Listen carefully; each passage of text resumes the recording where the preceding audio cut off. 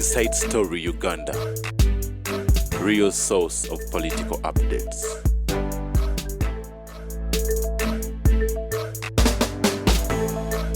Wana ne mmole ba Mirundi eri wafe matale. Era mwanange. Kantu Wilsoni ku KBS radio ekamuli nkutumire ko nyowe bali kubera ku program ya feno n'okugikirira ko ne banna. Omusajja yangambye. Esebo.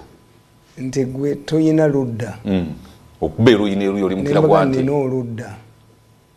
But because I'm a twin the propagandist. Segobaako bantu. Buli omu mukubira mu style ye. Yadde bana batabuliki akuga nti omukatuli kitagula wano. Yeah. Propaganda means a packaging of facts kabuli omwazi gula. Nga buli omu temukosa. Buli omwajja. You become a propagandist. A one-sided propagandist. But it's a bajja. You end up preaching in a church, in a mosque for Muslims. Oyina okukola ekintu nga n'abatali baba babuwaine bakuwuliriza. When they achieve something, highlight it, tikino mukikoze. Mukino mutukubye. Don't mean nti mbawagidde kwolwo. So that nabo bajja ne balinnya kyobola na percentage nene. The way I package my information as an intellectual. Abantu bagisimba. Buyivu. Nkulaga buyivu nti wano oli awangudde wona. But does not mean sina bange. Gwe boyogera ku Bobi Wine abamuhozi nga balowooza obabega. Boyogera ku bamuhozi Bobi Wine nga balowooza obabega. Kakati ogwawa. Bwe kuganti Museveni yakoze ensobi. Era ogyogerako. Why? Naye ayige ate n'abalumu abategeere kubanze nakizuula. Tibano bafoni ini callers babawa ssente bakuba amasimu. Balubakyoya baani. Bakankwabye. Kuba abantu bagamba bwakitwogererako. Tukkakana emitima. Kikolebwa. Kuba every gundi institution izo nazaafa. Nabbanja yagenze mu UN n'Assembly. Obumunito busajja busiru nnyo tebwasoma. Basoma mukulu Tamale. Basoma. Kalina ki obu busajja tebuyina magezi. A media commentator must be highly educated. You must know the operations of UN. When I did some political science, I specialized in UN activities. I'm an expert on UN activities. Mu Uganda tulimu aba babiri n'omusajja bamuyitaani. Musajja oyo is a ferry bamuteeka konti wa side. Bamuyitaani oyo musajja w'emmengo. Aluddewo wano. Ninge ebintu byagaana talina muwa mulimu ne lule yamumanani yamu. Lwaki n'emmengo n'emumma omulimu. Anti bamuyita agent yali knowledgeable nnyo. Nga gwe bakuyita. The son of a fisherman. Bamuyitanga talina kyafunye. Aviriddemu awo. Yali mmenge eyo n'aleeta biki n'aleeta biki ngenda mukubuulira. Ayina ne mutaani we mmaje ga Amerika bw'amaanyi kuba gye yasomera. Atali ono Reverend gundi. Ono omusajja bamuyita Machi ava Sese. Aveera emmengo n'abeera ne lule n'abeera ne binaayisa talina kyafunamu. Kati oyo obulamu bwabwe bwezezaawo ati. I remember his name. Tebamutegeera abantu. Bamuyita spy. Kuba yali yasoma UN. But let me tell you, the issues are two. A Museveni representative to UN General Assembly. Atumye vice president. Yes, Kalupo. We have seen this. Kusoma ki? Mbeera nga bweri. Kiwandiiko. Just kusoma kiwandiiko kimu. Yes. Ali nyenye n'enkalabiye akomewo mu Uganda. But tuyina kyetuyisa on the sidelines of UN. Katolo nabba. Nti buli mugezi yenna, buli international organization, the man is called Mayengo, the cast Mayengo. Yasoma UN mu 60s talina kyafunye mu nsi. Bamuyita American spy nga byayogera bibaliwa. Mayengo y'omusajja asinze ekisirani mu Uganda. Israel Mayengo. Y'omusajja asinze ekisirani mu Uganda. Yali ne balwe tebabwa minisita. Museveni bamukomera the son of a fisherman. Ani Mayengo ye yakasingibwa. Nesi kikolimo kyawaka. Kikolimo kyabuyivu. Yajja ku nsi nga tannatuuka ku ngabala basiru. Yengo obugezi. Nze ne Mayengo ffe twasoma UN. Babiri mweka. I specialized in UN activities ne bampita n'okumpita. Give us your opinion about UN at 60. How do we make a UN relevant to the people, international community? ICC, bachuwaji. Report wajiwayo. Anti-Muganda specializing in UN activities. Bana Uganda tebakutegera butegeezi. Kakati, the role of the Prime Minister, if I read properly, is to go, the Vice President, to represent Museveni. Chokecho. Neto ina political crowd.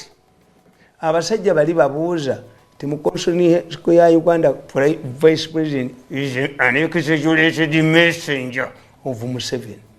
Taina power. Buzito bonna. Constitution ya Uganda tewa Vice President kintu kyonna. Kyatandika ku mulembe ki? Anti bana bakola CA. Batya Paulo Muwango okuwamba Obote. Singa bamuwama. Nti ekifo kya Vice President kyatabula eggwanga lino. Mu kusooka. Nti Nadiope First Vice President tebakironderawo.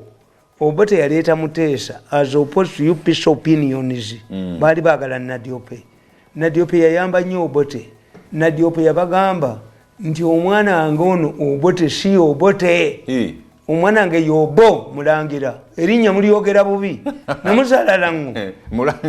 Ngani ayogera Nadiope. Waliwo abadde a most powerful person mu Busoga nga Nadiope. Ngo bw'oba ogenda okuvuganya e Busoga olina okuteeka akafaananyi ka Nadiope naawe. Olwo n'olyoka oyita. Nadiope Sawiri Bafosi. Kakati Obote yete yakiwa maanyi mu kiseera ekyo. Anti Obote yali anoonya Muteesa.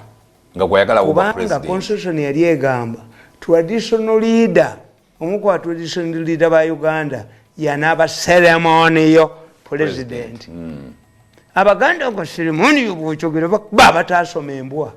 Kakati gundi ajja Nadiope nga bayipise bonna bali kuwani ku Nadiope. Nadiope yabbira Obote obululu embaale n'ateekamu abatali balonzi ba delegate mwana we. Kakati Kirunda Kivejjinja yawandiika ekitabo The Crisis of No Confidence.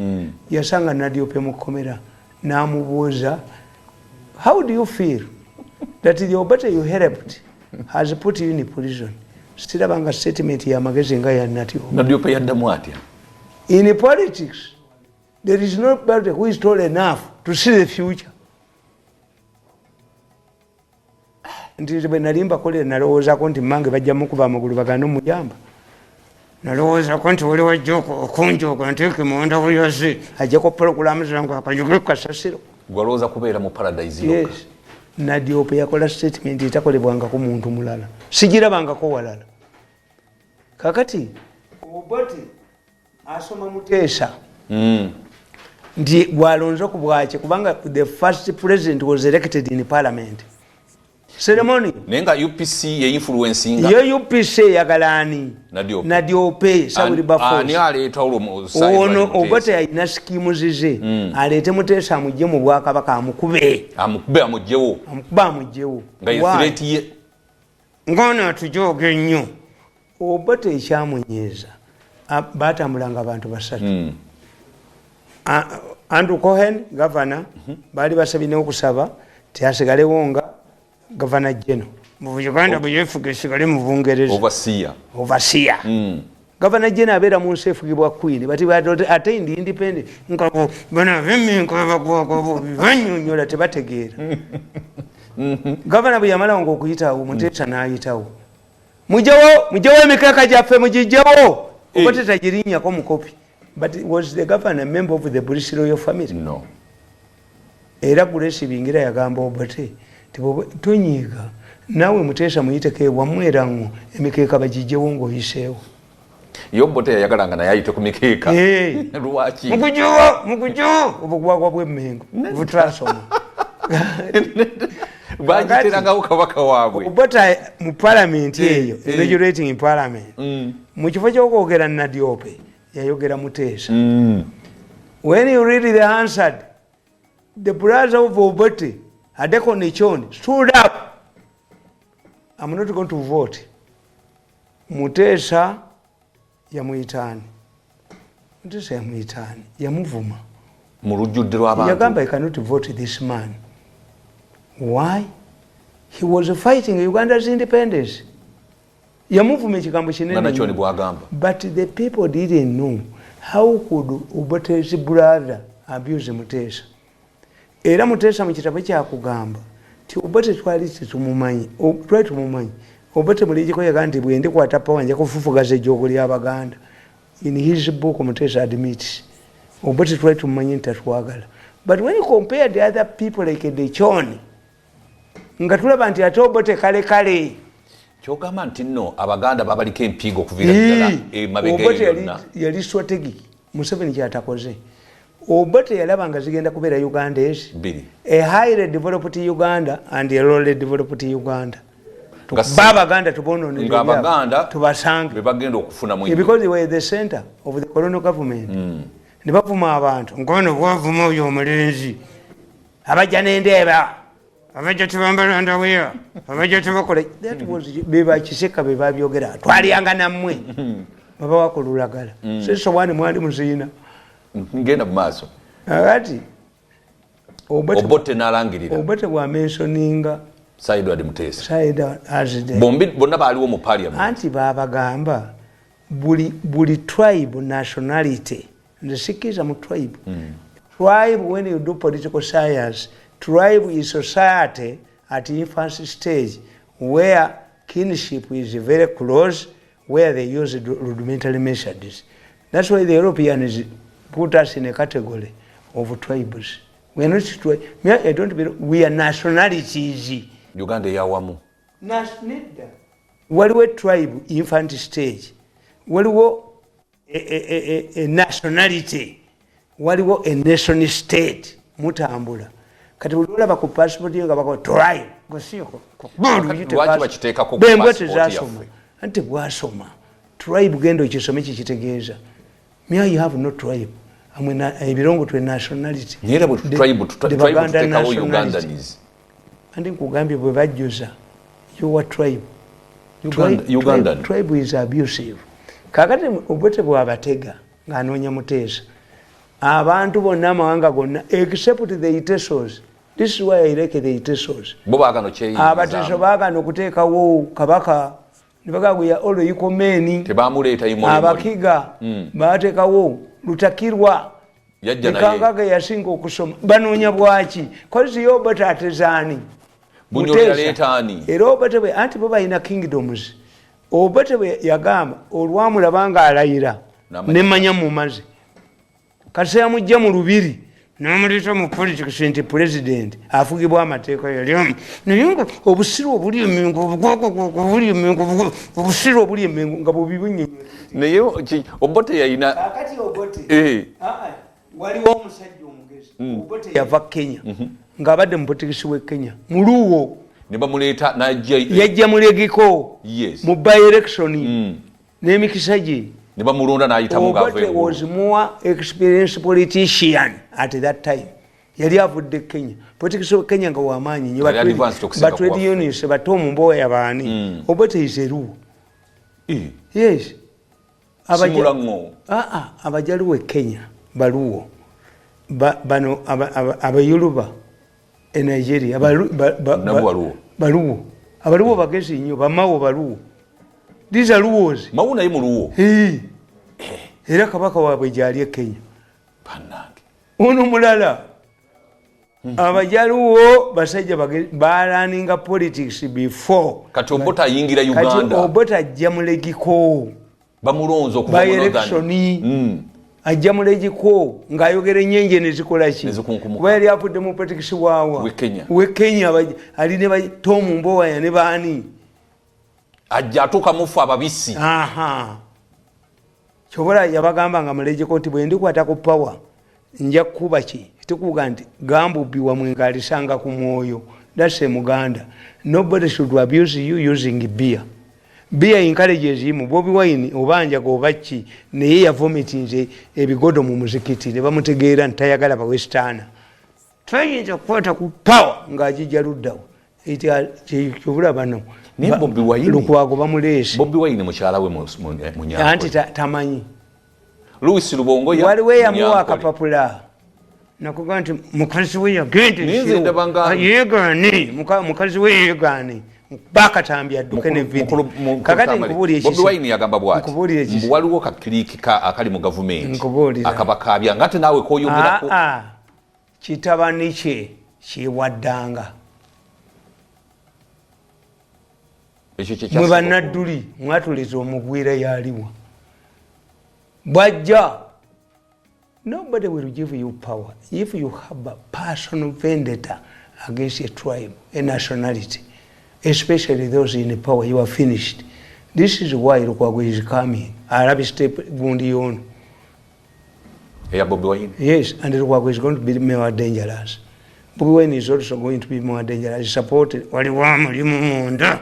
Yajatudde mukazi w'ekiro ate agamba nze mbundi wa Bobi Wine nkukube mulenzi gwadduke bakube ebyamambi bamalemu mwekwese mugundi oba bakuba olwokuba admitting nti Bobi Wine yali yakola gundi y'amaanyi nti Obote bwatuuka mu parliament yakola ebintu ebyo bibiri the first bisatu.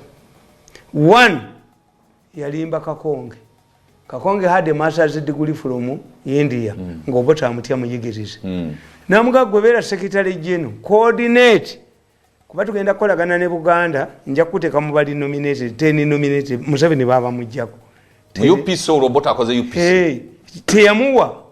Ate Kakonge naye yamuli amoluku. As Uganda was celebrating independence, the first person to go into exile was Kakonge. Ngate ntabwe yeva kuki. Teyamuwa. Buyamuwa Kakonge nadduka. Ate yamuwaaki. It was Paulo Muwanga. Kakonge yagenda wa Nyerere. Naga nti mukwano gwe kyankoze.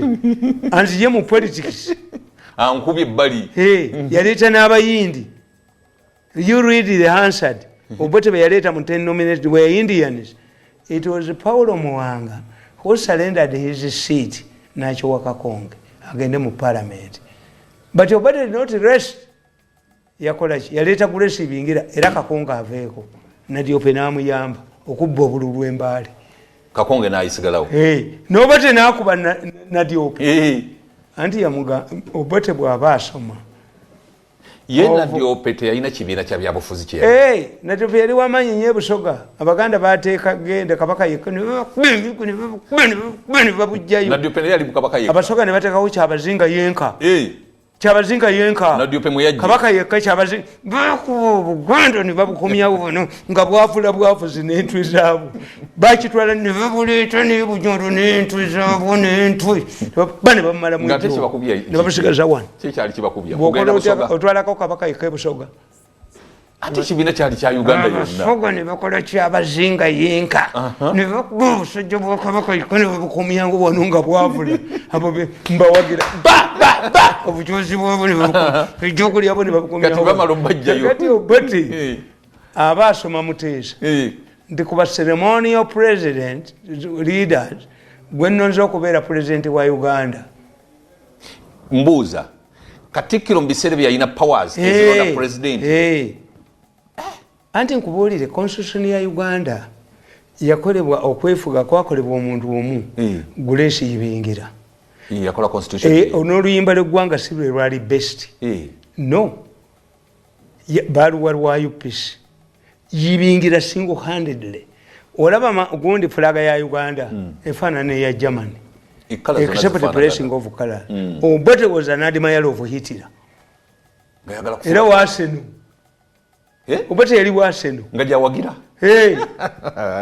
mukulu Tamale jakunze things were done by only one person Grace Ibingira there was no committee on independence not at all ne October nga mwenda Uganda yali egenda kwefuga mu February Obote naga kante g'Abaganda beefuga 9 October 1960 ne balangira nti beefuze bokka Beni n'Abasekerede governor nacho yavugamba ovyebuyikola kwa Semingo sasa ku mutwe amasaze ne gagenda mukube buli munyolo mu Kampala busajja ne budde Mengo ne butuula ne bukakanya entwe zaabo alangiridde Ssaabasajja kakati Obote bw'alangirira Ssaabasajja wammwe Nadiope yava ku ntebe kwe yali atudde nakwata Obote Nadiope gurabu di Obote mu first session of parliament comrade don't kill me let me create post of vice president Nadiope yali omutta Nadiope yali ayagala ba president UPC yonna yali ayagala Nadiope akwonize nti mutabani wo nti omusajja nze namuzaala. The most powerful traditional leader in the 60s at that time was Nadiope. The UPCs wanted Nadiope to be ceremonial president, but Obote knew nti bwempa Nadiope ayinza okunnemerako ekirungi ky'Obote era waliwo omusajja bamuyita Professor Igirwa Pincho yali Makerere yaga nti Obote is an expert in laying traps and surviving them. Obote yaliwo oleta yava Kenya ng'amanyi obukodyo bwonna obw'ebyobufuzi. Yes, Obote yagenda waka Kongolo ng'atunulidde abo Mayanja mugezi nnyo ne Mayanja Nkanje mugezi. Gy'osoma Mayanja Nkanje yasoma diguli 3 mu emu ng'ewo bagezi bokka 3 in 1 yasoma amateeka yasoma economics yasoma political science temala gaweebwa bantu. Abu Mayanja bamugobe Makerere kulwanira mmere gavana n'aga nti oyo omwana amagezi gayina nze kamwewerere mu Oxford n'amutwala mu Abu Mayanja traces ziri mu bajaluwo era waliwo omusajja gwafaanana Olengo n'Abu Mayanja bafaanagana ng'ekyogamba nti ava mu layini anti abajaluwo beeyita Baganda n'engege bagiyita ngege. The Jaluos consider themselves as Baganda. boogera Luganda. Kakati kyola Abu Mayanja dominated. Abu Mayanja yalekayo omwana aliwo omugezi nga ye. Abu Mayanja mu kiseera oyo yavuma Mengo n'agiteeka wali ate n'addayo. Abu Mayanja yali minisita w'Emengo w'education yali chairman w'akakiiko ka Buganda akankaga mu mwaka Bbobolo enkya n'adduka n'ayingira Democratic Party mu 8. Era omusajja oyo ng'amaze okubba akalulu balefuna nti kano gondi asiimwe asa asiimwe Butime yamuga nti tuli mu goli malaya you change from kitala to kitala yamuvuma ng'amuvumira ki those who will protect this constitution without a federal will use the thoughts never go mbwa n'enjuba ne bagobe mbwa Museveni n'abagoba omuntu eyakola constitution Kavuma ono yali mulamuzi. Yes, Kavuma was a minister for constitutional affairs. Najjamu cha federal this constitution naye naye bamusasula bubi bamusasula bubi. Kavuma yafuna ati yafuna ki buli kimu yagenda nakyo emisango yasalanga gyakifuula nini ati nga gyakifuula asobola kugenda baali bayinza omuwa erinnya how can you be a deputy chief justice no ending up ng'oli mu civil aviation anti yasalanga gyabikuku tewali linnya lyo we liyitira yakolanga yalwana ne parliament emisango gy'election gyonna yagirema yasalanga ejjabako nalebu abayira ebiwandiiko n'abatalina naye ng'akolera enaale nti gwoyina ebiwandiiko ali mu civil aviation authority kakati nkuga nti Nadiope yakwata Obote ebitoki tugenda kusooka tuwummule Obote created the job mukulu Tamale of vice president there and there nga Nadiope amukutta ebitoki amuyina kansooke nkuwummuzeemu katono omulungi omulabi wa Baba TV tukyali Nadiope yafungula Obote ebitoki the big story comrade don't kill me comrade kansooke mbawummuzeemu katono